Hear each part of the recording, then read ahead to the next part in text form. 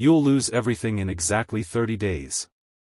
The words hung in the air between them as Marcus Harrington, worth $8.2 billion as of that morning, stared at the waitress who just delivered this pronouncement along with his black coffee. Her eyes held no humor, no hint she was joking back. The restaurant around them continued its breakfast bustle, oblivious to how his world had just tilted on its axis. Marcus had only asked for financial advice as a smug joke when she'd mentioned the credit card machine was down. "What would you recommend I do with my portfolio?" he'd quipped, expecting a laugh or confusion. Instead, Ellie Bennett had looked straight through him with those unnervingly perceptive eyes and delivered a prediction that made his coffee turn cold in his hands. What terrified him most wasn't her confidence, it was that somehow, deep down, he already suspected she might be right. "Your company's new AI platform has a catastrophic security flaw," she continued quietly, sliding a napkin with hastily scribbled code across the table. "This vulnerability will be discovered in 28 days. You have exactly that long to fix it before your stock crashes and the lawsuits begin." Marcus's tech empire, Quantum Sphere, had been his life's work. Built from nothing, it now employed thousands and was 2 weeks from launching its most ambitious project yet. He'd stopped coding himself years ago, leaving the technical details to his team while he handled vision and strategy. The napkin's equations made little sense to him now, but the waitress's certainty sent ice through his veins. "Who are you?" he demanded, voice barely above a whisper. "Just someone who notices patterns," Ellie replied, tucking a strand of auburn hair behind her ear.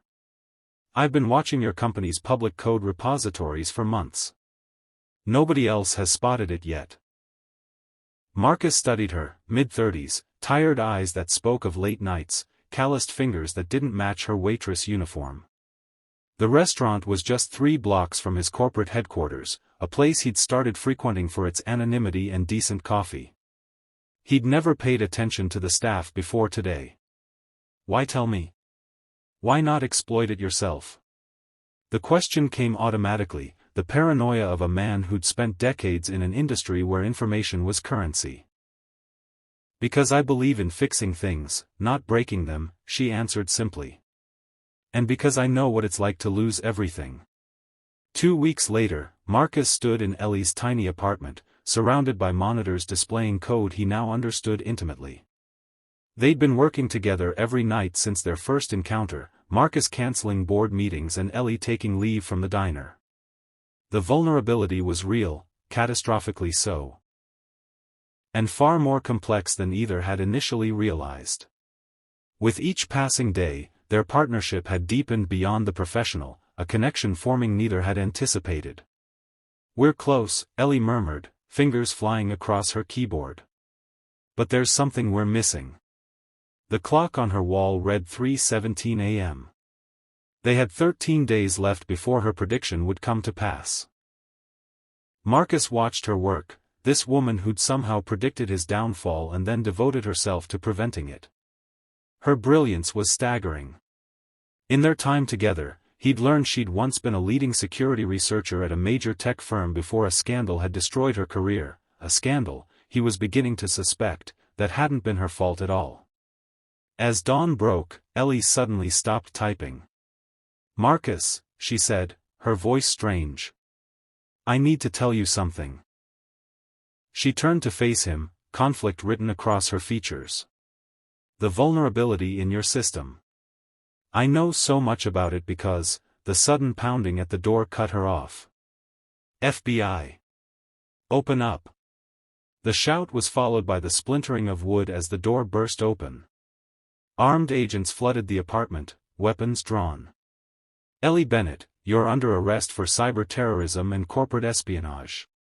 Marcus watched in horror as they handcuffed her. "There's been a mistake," he protested, but the lead agent merely handed him a file. "Mr. Harrington, we've been tracking Ms. Bennett for months. She's the one who planted the vulnerability in your system in the first place.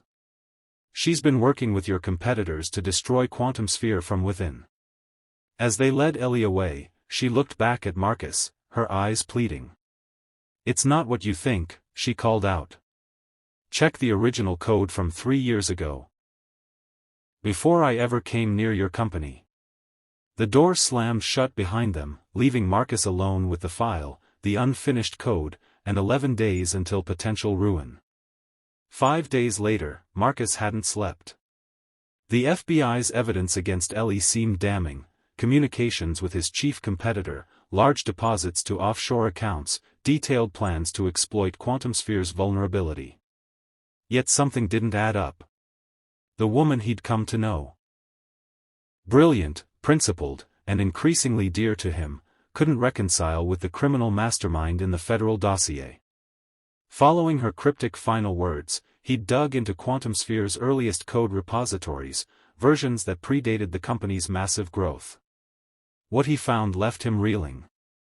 The vulnerability existed in the original architecture, planted by someone with intimate knowledge of the system, someone from his founding team. The betrayal cut deep, but it gave him the leverage he needed. After calling in every favor he'd accumulated in 20 years of business, Marcus stood outside the federal detention center where Ellie was being held. In his briefcase was evidence clearing her name and implicating his co-founder and longtime friend, Richard Vance. "You came," Ellie said simply when they were finally face to face across the visitors' table. The orange jumpsuit couldn't diminish the intelligence in her eyes, though dark circles beneath them spoke of sleepless nights. "I found what you were trying to tell me," Marcus replied.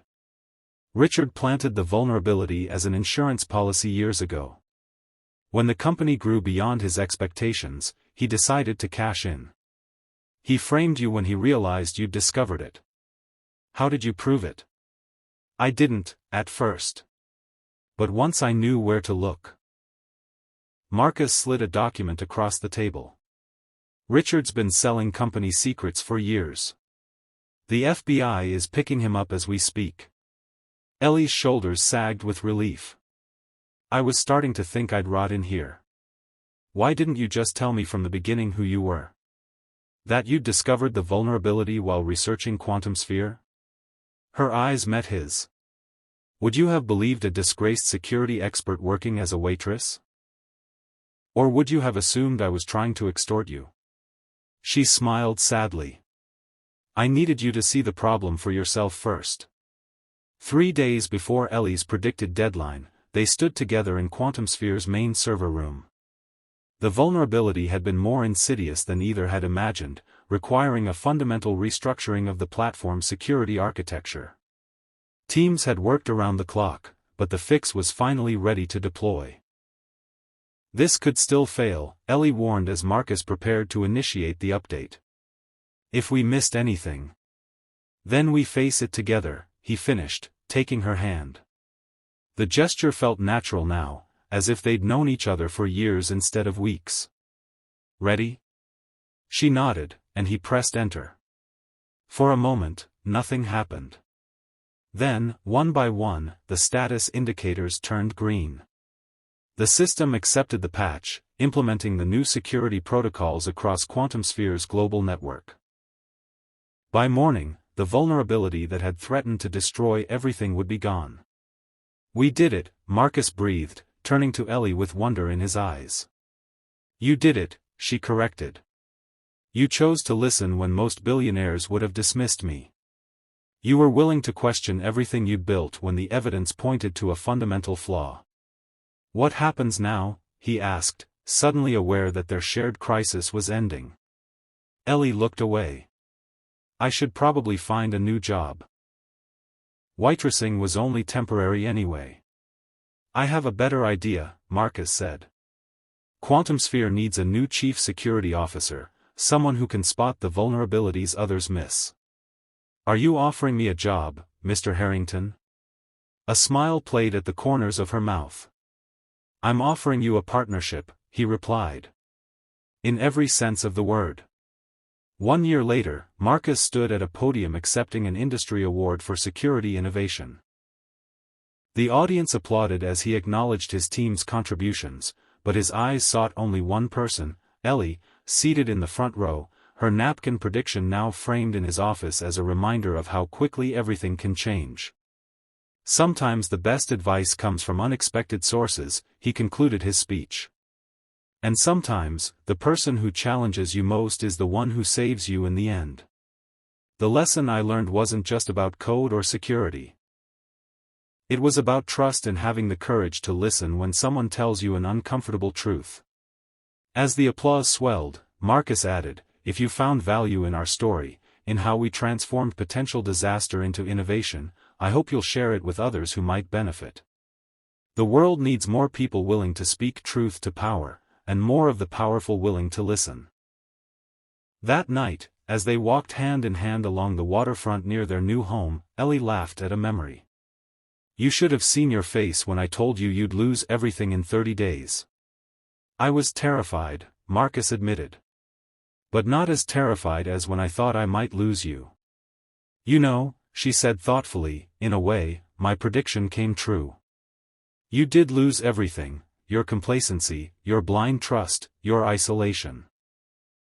And gained something far better," he finished, pulling her close as the city lights reflected on the water before them, illuminating a future neither could have predicted but both had helped create.